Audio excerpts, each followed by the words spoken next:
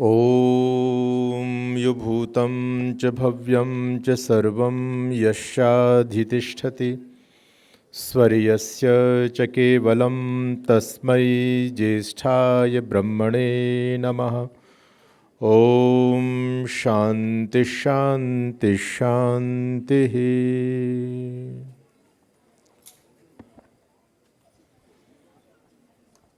इस भव्य कार्यक्रम में समुपस्थित आर्य समाज के सभी सम्मानित पदाधिकारीगण, मेरे सम्मुख समुपस्थित वर्तमान में जो आर्य समाज का एक विश्व स्तर पर बहुत बड़ा कार्य कर रहे हैं, उनकी तड़प, उनकी निष्ठा मैं देखता हूँ देश विदेश में, भारत के किसी भी कोने में जा करके और ऋषि मिशन को स्थापित करने में जो अहर्निश प्रयासरत हैं, ऐसे हमारे दिल्ली आर्य प्रतिनिधि सभा के यशस्वी महामंत्री आदरणीय भाई श्री विनय आर्य जी, हमारे आदरणीय श्री सुरेंद्र कुमार रैली जी, आदरणीय हमारे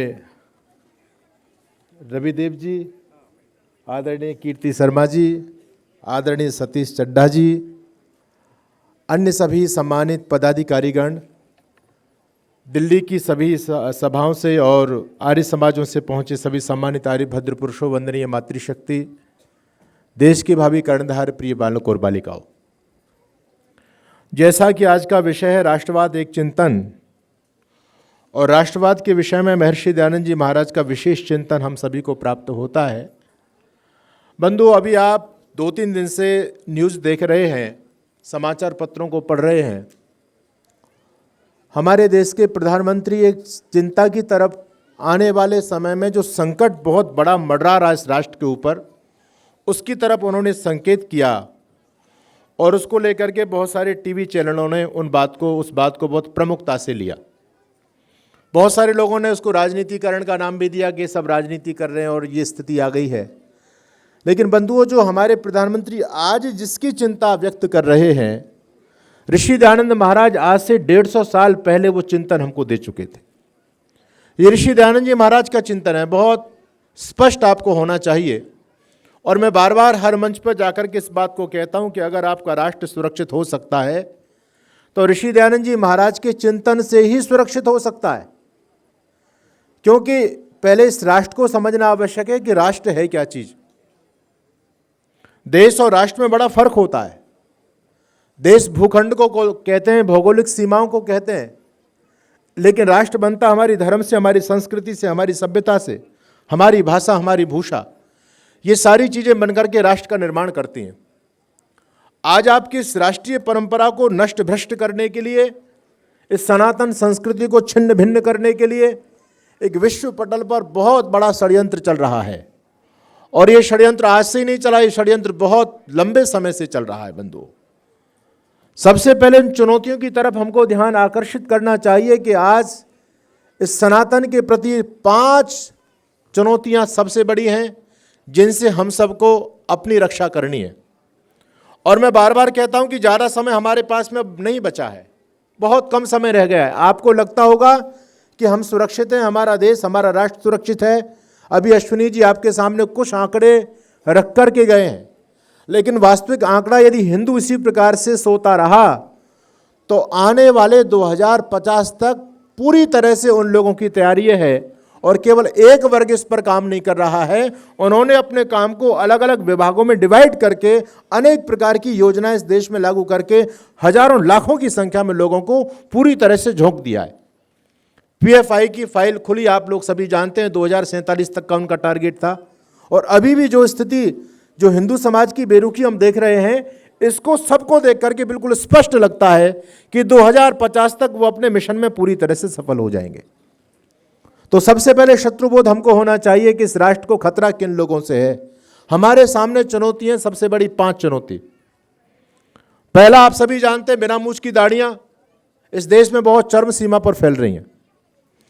और अभी हमारे अश्विनी जी कह रहे थे कि कितना अखबार स्पष्ट बोल रहा है अब तो, और हमारे प्रतिनिधि सभा के हमारे मंत्री जी विनय जी तो प्राय इस विषय को लेते ही हैं जहां पर भी जाते हैं कि सबसे बड़ा हमको काम करना है, परिवार बचाइए, बंधुओं, एक तरफ आप देख रहे हैं इस देश में लोकतंत्र की जो है ना सत्ता है, जिसकी वोट ज़्यादा होंगी सरकार उनकी बनेगी, लेकिन आपको ये भान नहीं है कि दूसरी तरफ 17 बच्चे पैदा हो रहे हैं और आपके घर में एक बच्चा है। अब तो वो एक भी खत्म हो लिया, अब तो नो चाइल्ड इंडिया आ गया, चाइल्ड फ्री इंडिया मूवमेंट इस देश में सक्रिय हो चुका है। और इन सभी मूवमेंटों के जो है गिरफ्त में आता है केवल हिंदू युवा, बाकी दूसरे लोग नहीं आते। हम लोगों की स्थिति इतनी भयावह हो गई है कि हम कैसे कैसे रक्षा करें इस हिंदू समाज की, कैसे कैसे इसको संभाल पाएं। तो मेरा निवेदन आप लोगों से है कि सबसे बड़ा शत्रु हमारे सामने इस्लाम, जो अनेक प्रकार के जिहाद लेकर के, अभी प्रधानमंत्री जी ने एक जिहाद का विवरण किया कि आने वाले समय में स्थिति कितनी भयानक होने वाली है। ये सच्चाई है, इस बात को आपको नजरअंदाज नहीं करना चाहिए, इस बात को गंभीरता से लेना है। अनेक प्रकार के मदरसे, उनके शिक्षण संस्थान दिन रात इसी काम में लगे हुए हैं। पूरी तरह से अनेक जमातें इस देश में काम कर रही हैं, इस सनातन को खत्म करना है। और दूसरा एक और भी मीठा शत्रु है जो सामने से प्रहार नहीं करता बल्कि पीछे पीछे से जड़ों को काटने में लगा हुआ है, वो क्रिश्चियनिटी बहुत तेजी से बढ़ गई है। आज राष्ट्र के चिंतन की बात आती है तो मैं आज आपके बीच में कहना चाहता हूं, मुझे इस बात का बड़ा फक्र है, गर्व है अपने आप में कि ये चिंतन, जो चुनौतियां आज हमारे भारत के सामने हैं, हम सभी सनातनियों के सामने हैं, ऋषि दयानंद जी महाराज ने आज से 150 साल से पहले इनकी तरफ अपना ध्यान आकर्षित कर दिया था और उनका समाधान ऋषि दयानंद बता करके गए थे। ऋषि दयानंद जी महाराज के 13वें समुल्लास से पहले क्या किसी ने बाइबल के बारे में कुछ लिखा? उनकी योजनाओं का पर्दाफाश कुछ किया क्या?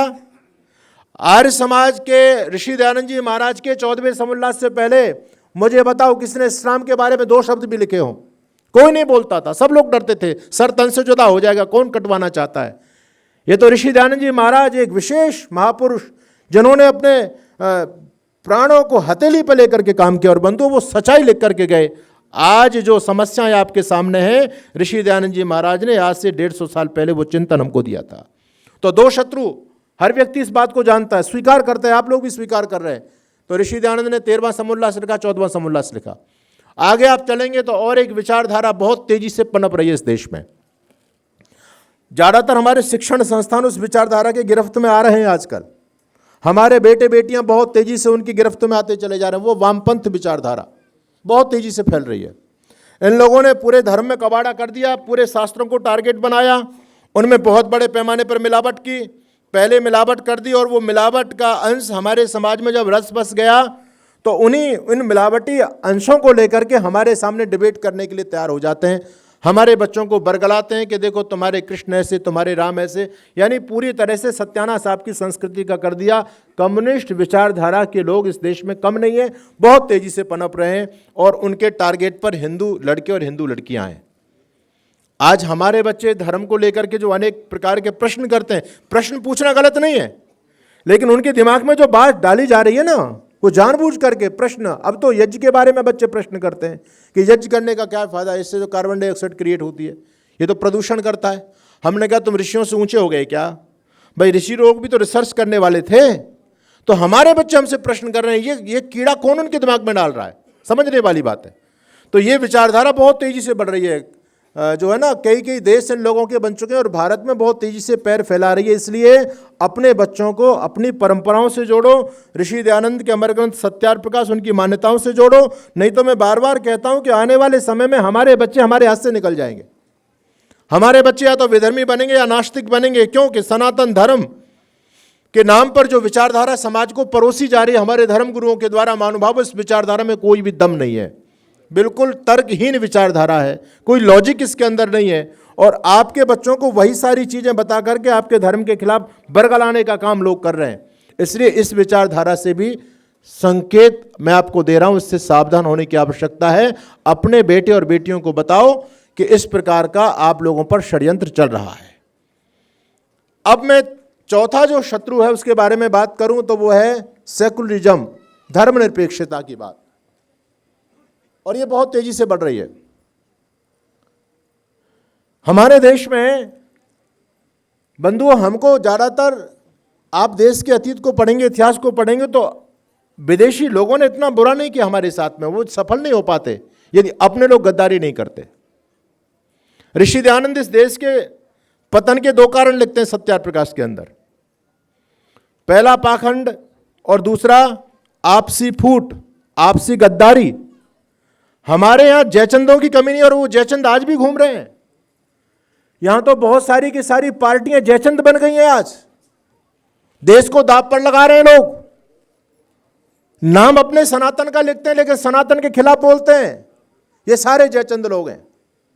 जयचंद ने अपने स्तर की गद्दारी की, लेकिन आज भी लोग भारतीय संस्कृति की पीठ में जो छुरा घोंपने का काम कर रहे हैं वो किसी जयचंद से कम नहीं है। तो ये जो विचारधारा चल रही है ना, देखो बड़ी विडंबना की बात है। आज मैं कुछ यहां से बोलूंगा तो वो राजनीतिकरण हो जाएगा, क्योंकि चुनाव का माहौल है, मैं नहीं कहना चाहता। लेकिन हमारे लोग ही, जो लोग हिंदुत्व को सपोर्ट करने में लगे हुए हैं, जो अच्छा काम कर रहे हैं राष्ट्र के लिए, हिंदू ही उनका विरोध कर रहे हैं। आश्चर्य की बात है। कैसे देश बचेगा? तो ये जो धर्मनिरपेक्ष वाले लोग हैं ना, ये बहुत घातक हैं, याद रखिएगा। किसी विद्वान ने लिखा कि जितनी दुर्जनों की दुर्जनता से राष्ट्र को हानि नहीं हुई, जितने ये जो भले लोग घूमते हैं, जो सेकुलरिज्म की बात करते हैं, धर्मनिरपेक्षता की बात करते हैं, बड़ी मीठी मीठी चिकनी चिकनी बातें करते हैं, ये बड़े घातक सिद्ध हुए हैं। आज भी अब चुनाव का माहौल चल रहा है देश में, ये बातें बहुत तेजी से उठाई जाएंगी। कुछ नहीं है, बेकार की सब प्रेम सद्भाव भाईचारा, बेकार की बातें, लोगों को बहलाया फुसलाया जाएगा। इसलिए इन चीज़ों में बिल्कुल भी नहीं फंसना है। और स्वामी दयानंद जी महाराज ने लिखा पाखंड और आपसी फूट। बंधुओं, मैं 2 दृष्टांत आपको देना चाहता हूं जब राष्ट्रवाद की बात चल रही है। देखिए, स्वामी जी से लोगों ने पूछा, स्वामी जी आपको, हमारे ब्रिटिश सरकार थी उस समय, ब्रिटिश शासन था, कि हमारे शासन में आपको कोई परेशानी तो नहीं है? तो स्वामी जी ने कहा मुझे कोई परेशानी नहीं है। तो वो क्या कहते हैं कि अगर आपको परेशानी नहीं है तो आप समाधिस्थ होते हैं तो हमारे राज्य के बारे में भगवान से कुछ प्रार्थना कर दिया करो कि अंग्रेजों का राज्य अच्छा है। स्वामी जी कहते हैं मुझे सुरक्षा है आपके राज्य में, कोई खतरा वाली बात नहीं है। तो अंग्रेज लोगों ने कहा, तो स्वामी जी ने कहा कि नहीं, बिल्कुल नहीं कह सकता। मैं तो ये कहता हूं कि अंग्रेज लोग जल्दी से जल्दी बोरी बिस्तरा बांध करके भारत छोड़ करके चले जाएं। अब चिंतन करने की बात यह है बंधुओं, अंग्रेजों का शासन स्वामी जी क्यों नहीं चाहते थे? भाई उनका शासन तो ठीक था, स्वामी जी को कोई दिक्कत नहीं हो रही धर्म प्रचार में। आज तो हम लोग कुछ ज़्यादा बोलते हैं तो लोग FIR दर्ज कर देते हैं, बहुत बड़ी समस्याएं होती हैं, है ना। शासन भी दे रहे थे, उन्होंने कह दिया कि हम न्याय पूरी तरह से भारत की प्रजा को देंगे, पक्षपात नहीं करेंगे, है ना, पुत्रवत पालन करेंगे, बहुत सारी बात उन लोगों ने कही। और कुछ लोग पहले जो सरकारों में थे वो तो कहते थे कि अंग्रेजों का राज्य बड़ा अच्छा रहा, वो लोग कहते थे, उनकी मान्यता थी, मैं नहीं इस बात को कहता। लेकिन बंधुओं, चिंतन करने की बात है, स्वामी जी फिर भी स्वामी जी ने खंडन किया। व्यवस्था उन लोगों ने दी, ठीक है, लेकिन मूल बात क्या थी? मूल थी अपने राष्ट्रवाद को लेकर, अपनी संस्कृति को लेकर के। स्वामी जी का उद्देश्य केवल सत्ता सुशासन की बात नहीं थी, स्वामी जी की बात थी स्वराज की बात। अपना राज्य होना चाहिए। जो अपनी परंपरा से जुड़ा व्यक्ति है वो राष्ट्र का जितना भला कर सकता है, वो अपने जो है जमीन पर जो व्यक्ति पैदा नहीं हुआ, अपनी परंपराओं से जिसका ताल्लुकात नहीं है, वो कभी राष्ट्र का भला कर नहीं सकता। इसलिए ऋषि दयानंद कहते हैं कि हमको स्वराज चाहिए। विदेशी राजा कितना ही कैसा ही क्यों ना भले हो, लेकिन वो स्वदेशी से कभी भी बेहतर नहीं हो सकता, अच्छा नहीं हो सकता। अपना अपना ही होता है। क्यों? अपने से मतलब अपनी परंपराओं से है, अपनी संस्कृति से, अपने धर्म से, अपनी मान्यताओं से है। तो अब जब ये राष्ट्रीय पर्व का जो समय चल रहा है, इस समय तो हम लोगों को ये ध्यान देना है कि हमारी परंपराएं कहाँ सुरक्षित हैं, हमारा धर्म कहाँ सुरक्षित है, हमारा देश कहाँ सुरक्षित है। जहाँ पर आपका देश सुरक्षित हो, उन हाथों को मजबूत करने की मुहिम चलाई जाए। और यदि हम चूक गए तो मामला बहुत गड़बड़ हो जाएगा, बहुत गड़बड़, क्योंकि लोग प्रतीक्षा कर रहे हैं। और बंधुओं, स्थिति बड़ी डामाडोल होती चली जा रही है। मैं अभी बंगाल बिहार की तरफ भी गया तो वहाँ भी मैंने स्थिति देखी। वैसे तो हिंदू समाज की इस नकारात्मकता को देख करके ज़्यादा हमको नहीं लगता कि ज़्यादा दिन तक हमारी जो राष्ट्रवादी सरकारें रह पाएँ, क्योंकि हम निष्क्रिय होते चले जा रहे हैं। सबसे बड़ी जो समस्या आ रही है वो प्रतिशत वोट की आ रही है। हमारी वोट बैंक, हमारी जो है ना जनसंख्या कम होती चली जा रही है, उन लोगों की बढ़ती चली जा रही है। तो इस पर तो आप लोग सुनते ही हैं, आप लोगों ने बहुत सारी बात सुनी है। मैं चलते चलते बस आप लोगों से यही निवेदन करना चाहता हूं आज तो, कि अगर आप इस राष्ट्र को मजबूत बनाना चाहते हैं तो अब समय आ गया। हम भगत सिंह का इतिहास सुनते हैं, राजगुरु रामप्रसाद बिस्मिल, रानी लक्ष्मीबाई, ठीक है, वो समय था जब उन्होंने तलवार उठाई अपने हाथ में या पिस्तौल उठाई और इस देश के लिए अपनी जान दे दी। बंधु, उन्होंने उस समय जो भारत माँ की मांग थी वो उसके लिए अपना सर्वस्व समर्पण कर दिया। लेकिन आज भी वो समय आ चुका है और आपको भी एक गोली मिली है, वो 5 साल में गोली चलाने का अवसर आप सबको प्राप्त होता है। अगर आपका निशाना चूक गया तो मामला गड़बड़। तो हमारा निशाना नहीं चूकना चाहिए, ठीक है। आपके निशाने को चुकवाने के लिए बहुत सारे लोग काम कर रहे हैं, बहलाएंगे फुसलाएंगे। यही तो कारण है कि हमारा जो ना वोटिंग प्रतिशत गिरता चला जा रहा है, हम नकारात्मक होते चले जा रहे हैं। दूसरी तरफ दूसरे लोगों को राष्ट्रद्रोही शक्तियां सक्रिय हो रही हैं, वो लोग विदेशों से आकर के वोट डालने के लिए इस देश में आ रहे हैं। आप लोग न्यूज़ देख रहे हैं, स्पष्ट आ रहा है। लेकिन हमारा व्यक्ति घर से नहीं निकल रहा है, कहां से बच जाएगा भैया? अरे तुम 4 कदम आगे नहीं जा सकते, आप 200-500 मीटर जो है बूथ तक नहीं जा सकते, क्या राष्ट्र की रक्षा करेंगे हम? तो इसके लिए ये मुहिम प्रारंभ की जाए, ये आपकी बहुत बड़ी सेवा होगी राष्ट्र धर्म संस्कृति के लिए। यदि हम निष्क्रिय हो जाते हैं और दूसरी राष्ट्रद्रोही शक्तियां प्रबल हो जाती हैं तो बंधु, अंजाम आप अच्छी तरह से जानते हैं। अतीत के पन्नों को आप सबने देखा है, पढ़ा है, क्या स्थिति होगी। अश्विनी जी एक झलक आपके बीच में देकर के गए, बाकी तो लोगों ने पूरा की पूरा किया हुआ है। वो गंदी मानसिकता के लोग इस समाज पर, इस देश को कब्जाना चाह रहे हैं, जिनके अंदर कोई मानवता नहीं है, कोई दया धर्म नहीं है, कोई न्याय नहीं है। ऐसे लोग यदि सक्रिय हो गए, हम निष्क्रिय बैठे हैं, तो हमारे बच्चों का भविष्य कैसे उनके शासन में सुरक्षित हो सकता है? इसलिए आज आवश्यकता है कि हम इस पर्व में सभी सहभागिता निभाएं, निष्क्रिय न बने। दानव दल सक्रिय है, सज्जन लोग निष्क्रिय बैठे हैं। मैं चलते चलते आपसे यही कहना चाहता हूं, यदि कुटिल समर की चालों से अभिमन्यु मारा जाएगा, आप मेरे संकेत को समझ रहे होंगे सभी। यदि कुटिल समर की चालों से अभिमन्यु मारा जाएगा, हे भीष्म तुम्हारा पौरुष भी सदियों धिक्कारा जाएगा। वो अश्रु तुम्हें धिक्कारेंगे जो द्रुपद सुधा के बहते थे, हे तात करो रक्षा मेरी ये भरी सभा में कहते थे। बात समझ रहे हो ना आप लोग? माँ भारती की तरफ मेरा संकेत है, हे तात करो रक्षा मेरी ये भरी सभा में कहते थे। यदि भरी सभा के बीच स्त्री का चिर उतारा जाएगा, हे भीष्म तुम्हारा पौरुष भी सदियों धिक्कारा जाएगा। और सुनिए ध्यान से, सभ्यता नग्न करने को जब सारे कौरवों खड़े हुए, पूरा गठबंधन हो गया है ना, राष्ट्रद्रोही शक्तियां एक हैं, सारी की सारी आपस में जो लड़ रहे थे, लेकिन अब समय पर एक हो गए। वो जो गालियां दे रहे थे, एक दूसरे को गाली दे दे करके जिन्होंने कई राज्यों में अपनी सरकारें बना ली, आज वो गले मिल रहे हैं। सभ्यता नग्न करने को जब सारे कौरव हो खड़े हुए, हे गंगा पुत्र तुम्हारे क्यों है नेत्र भूमि में गड़े हुए। अरे जब धर्म का ही रक्षण नहीं हो तो मौन कलंकित होता है, एकमात्र अनुचित निर्णय भी इतिहास में अंकित होता है। तो ध्यान रखिए, ये समय की एक मांग है, इसमें हम लोगों को बहुत सक्रिय होना है। और हमारे आदरणीय आर्य जी जो बता रहे थे कि आर्य समाज का एक मैसेज जाना चाहिए, ये बहुत अच्छा कार्य किया है वास्तव में आर्य समाज ने। काबिले तारीफ कार्य है कि हमारा भी एक, वैसे तो आर्य समाज पूरी तरह से राष्ट्रवादी संस्था तो है ही, लेकिन फिर भी समाज में प्रेजेंट तो करना ही पड़ता है ना अपने आप को। तो हमने प्रेजेंट किया हमारी सभाओं ने कि हमने भी जो है ना इस पर्व को अच्छी तरह से मनाने के लिए, लोगों को प्रेरित करने के लिए यहाँ पर ये कार्यक्रम किया है। इसके लिए हमारे सभी पदाधिकारियों का भाई बहुत बहुत धन्यवाद, बहुत बहुत शुभकामनाएं। आप सभी कोने कोने से पहुँचे, इस मंत्र को लेकर के आप लोग सभी यहाँ से जाएं, इस देश को सबल बनाएं, सक्षम बनाएं, अपने सनातन की रक्षा करने वाली, जहाँ पर आपकी बेटियाँ सुरक्षित हों, उन लोगों के हाथों को आप मजबूत करें, ठीक है? नहीं तो स्थिति बड़ी डामाडोल होने वाली है। और मैं स्पष्ट बोलता हूं, वैसे अगर आपने यदि जो आंकड़ा बता रहे हैं लोग, अभी अश्विनी जी बता के गए, यदि वो आंकड़ा पूरा नहीं कराया तो बंधुओं आने वाले समय में हम खुद अपनी आंखों से, बुरा मत मानना मेरी बात का, हम खुद अपनी आंखों से अपनी बहन बेटियों की इज्जत उतरते हुए देखेंगे। वो समय ज़्यादा दूर नहीं है, लोग सारे लामबंद हो चुके हैं।